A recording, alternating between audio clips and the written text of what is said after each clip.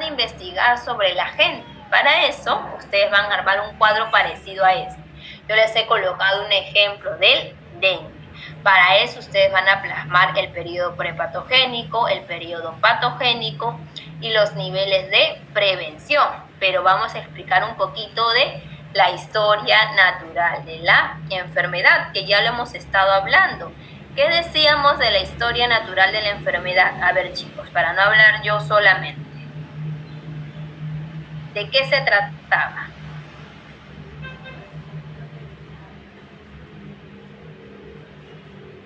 A ver, chicos, ¿de qué se trataba la historia natural de la enfermedad?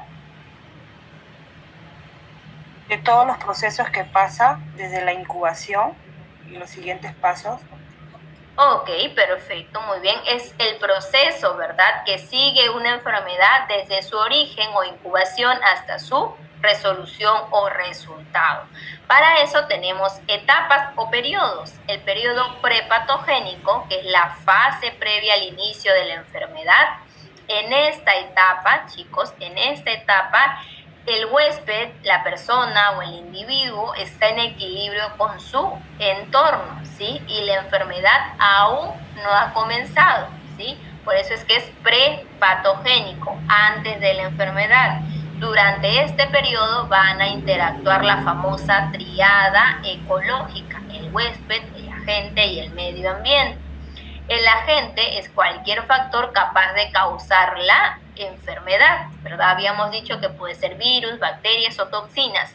El huésped, que va a ser la persona susceptible de desarrollar esa enfermedad, y el ambiente, que va a ser los factores físicos, sociales y biológicos que favorecen la interacción de estos dos elementos, ¿sí? Ahora, este es el momento ideal para aplicar prevención primaria, por eso es que encontramos aquí acciones, prevención primaria. ¿Por qué? Porque se va a evitar que se produzca o se desarrolle la enfermedad.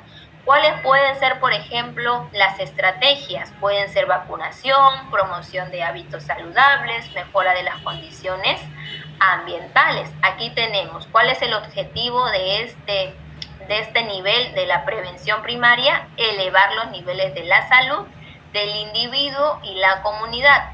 ¿Cuál sería su protección específica? Mantener los niveles de salud alcanzados, mejorar las condiciones del huésped para que la gente aquí ya no entre, ¿verdad? Y proteger a mi huésped de la acción de este agente. En el periodo patogénico va a ser el momento en el que la enfermedad ya se desarrolla en el huésped. Aquí ya entró el agente al huésped, ¿sí? Ahora, también vamos a dividirlo en varias fases. Tenemos fase subclínica también, ¿verdad? Aquí el agente ya ingresado al organismo, está causando cambios, pero aún la persona se resiste, no presenta síntomas evidentes. Sin embargo, puede detectarse algunas alteraciones mediante las pruebas de laboratorio. Luego entra ya la fase clínica. En esta etapa los síntomas ya se manifiestan mucho más, la enfermedad se hace más evidente, ¿verdad? En esta fase clínica ya puede ser leve hasta severa, dependiendo de la enfermedad y dependiendo del individuo, del huésped o de la persona, ¿verdad? Es decir, que aquí se presentan los síntomas, los signos, las lesiones, pueden haber complicaciones, pero tenemos una prevención en este periodo o etapa, la prevención secundaria. ¿Qué entendemos nosotros por prevención secundaria? ¿Qué entendemos, chicos?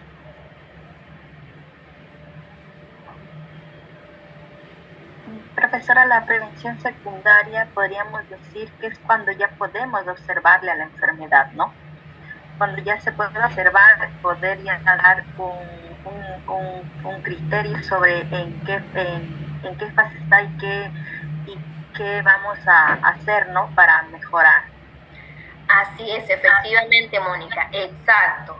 La prevención secundaria es cuando ya aquí hemos conocido en el paciente los síntomas, los signos, nos hemos ayudado de las pruebas de laboratorio que les mencionaba. Entonces vamos a poder hacer acciones para detectar y tratar la enfermedad en sus primeras fases, ¿sí?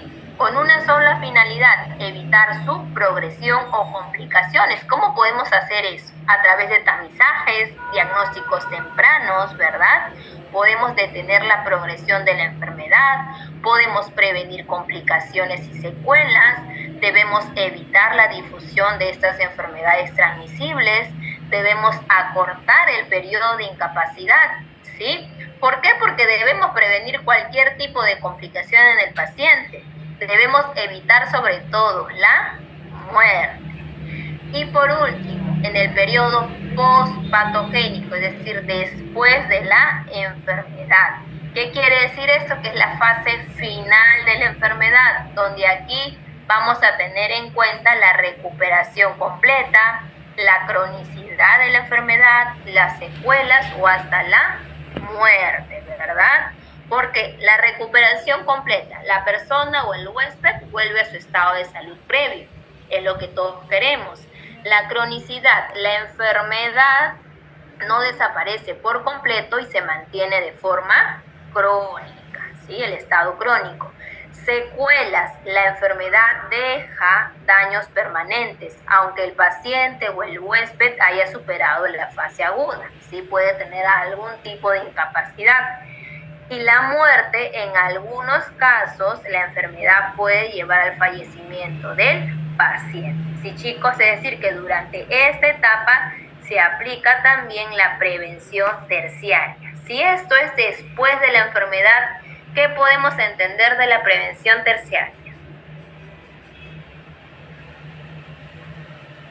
A ver, chicos, ¿qué podemos entender de la prevención terciaria? Si esto es después de la enfermedad, la rehabilitación. Exacto, muy bien, ¿verdad? Se va a enfocar a minimizar las secuelas, rehabilitar a mi paciente, a mi huésped, mejorar su calidad de vida, ¿verdad? Con programas de manejo, sobre todo de enfermedades crónicas, desarrollar al máximo las capacidades, prevenir la enfermedad mental secundaria que puede tener mi paciente, proteger su salud social y disminuir los efectos sociales y económicos de la invalidez. Es decir, que va a intervenir aquí en el periodo de resolución o postpatogénico, enfocándose en la rehabilitación del paciente, prevención de las discapacidades y mejorar sobre todo la calidad de vida. ¿Sí, chicos? ¿Quedó claro esta explicación? Sí, profesora, quedó claro. Ok, perfecto, ¿no? Excelente, Mónica. El resto, chicos, ¿todo claro? Excelente, Karina, muy bien. Solo 3 personas les quedó claro, chicos. Confirmen, por favor, para seguir avanzando. Ok, excelente. Perfecto, Javier, muy bien. Y aquí les he colocado este ejemplo que les mencionaba. Es lo mismo que este cuadro, pero aquí es enfocándonos en una enfermedad, en el dengue. En el periodo prepatogénico, antes de la enfermedad, conocemos a la gente. Aquí tenemos a nuestra triada ecológica, ¿verdad? ¿Quién es el agente? ¿Cuál es el agente transmisor? ¿Quién es el huésped? ¿Cuál es su medio ambiente que facilita esta interacción? ¿Verdad? Tenemos el periodo patogénico, cuando ya el agente entró a mi huésped, hizo interacción también con el medio ambiente. ¿Cuáles son sus fases? Habíamos hablado de la fase clínica, subclínica, ¿verdad? Sus periodos de incubación, de transmisión, ¿verdad? De latencia y finalmente de convalescencia, ¿no? Aquí podemos explicar los síntomas, cuáles son las pruebas de laboratorio que se hace. Aquí tenemos los síntomas y signos: fiebre mayor a 39 grados, cefaleas, todo lo que pueda presentar mi huésped, ¿verdad? Y también aquí le vamos a pero un segundo, chicos, tengo un mensaje. Ok, no te preocupes, Fátima, cuando ingrese yo le estoy dando el acceso, ¿sí? Y aquí, chicos, le podemos agregar la última fase o periodo, ¿sí? Que es el periodo postpatogénico, ¿sí? También lo podemos agregar. Aquí, en este ejemplo, se basa en 4 niveles. Prevención primaria, que es lo que habíamos explicado. Promoción para la salud, ¿qué podemos decir aquí?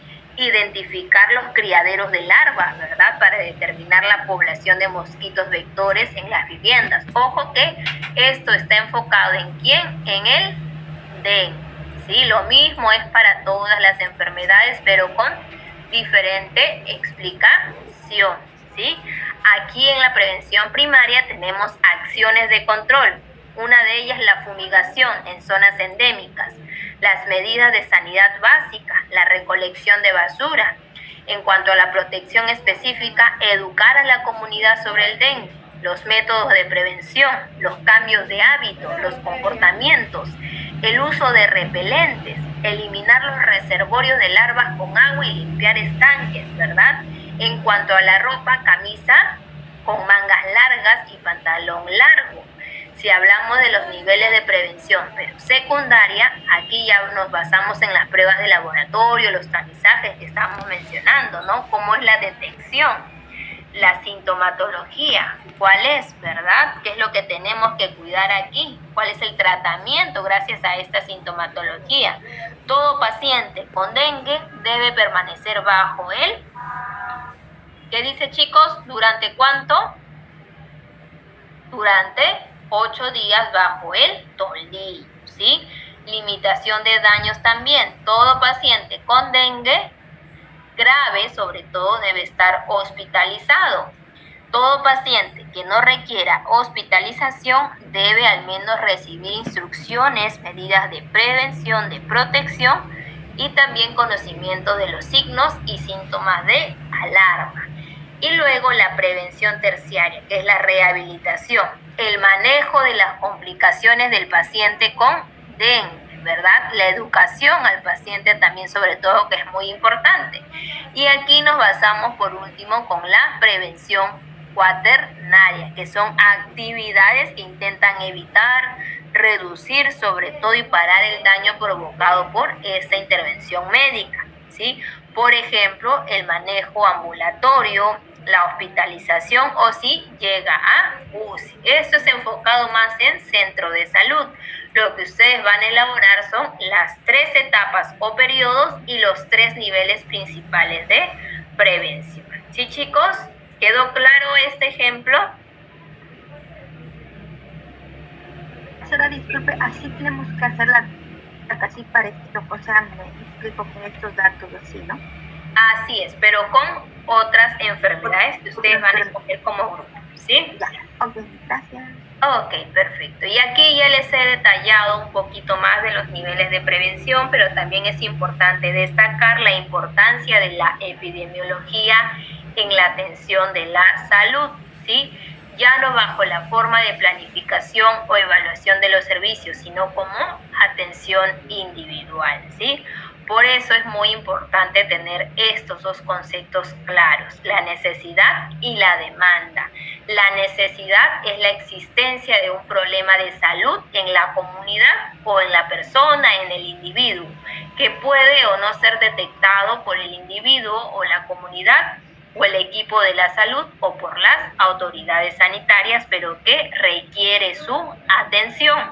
Y la demanda es el requerimiento de actividades que el equipo de salud por parte de la población debe realizar, sea promoción, sea protección, sea atención o rehabilitación, ¿sí? Por eso es que es como un iceberg de necesidad. Los grupos en riesgo, los grupos en alto riesgo, la necesidad que no se percibe, ¿no? Cuando nosotros estamos en el mar tenemos este iceberg, ¿ver? Ven aquí, chicos, vamos a colocar un poquito aquí. Tenemos los grupos en riesgo, los grupos en alto riesgo, la necesidad que todavía no se percibe. Aquí ya cuando pasamos el mar, el agua, tenemos necesidades sentidas, pero que no se hacen caso, ¿verdad? En la mayoría de casos, y tenemos una demanda insatisfecha. Pero si logramos y llegamos al pico, al punto más alto, ya podemos tener la demanda satisfecha, es decir, el requerimiento de actividades que todo equipo de salud debe realizar. ¿Sí, chicos? Muy bien. ¿Alguna consulta, duda? Aquí les estoy detallando de forma más precisa los niveles de prevención, primario, secundario y terciario. diarios. ¿Sí, chicos? ¿Dudas, consultas, sugerencias? ¿Cuál es nuestra actividad? Ahora lo voy a compartir, ¿sí? No se preocupen. ¿Tienen dudas? ¿Todo claro, chicos?